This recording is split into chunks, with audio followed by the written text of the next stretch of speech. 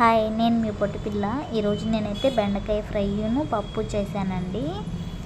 అయితే స్టార్ట్ చేసేసుకుందామా.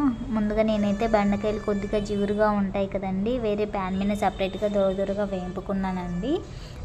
వేసేసుకొని మళ్ళీ ఆయిల్లో కొద్దిగా ఆయిల్ వేసేసుకొని దూరగా ఫ్రై చేసుకుంటున్నాను.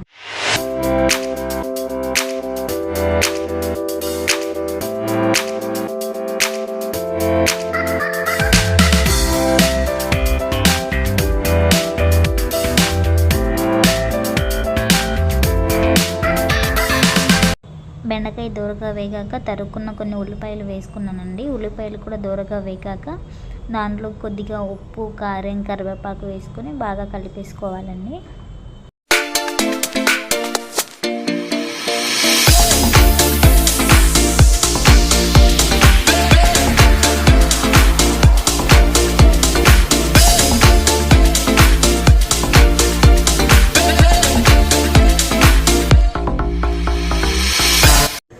అంతేనండి, బెండకాయ ఫ్రై రెడీ అయిపోయింది. అయితే ముందుగా నేను కుక్కర్లో పప్పు వేసి ఉంచుకుంటున్నాను అండి.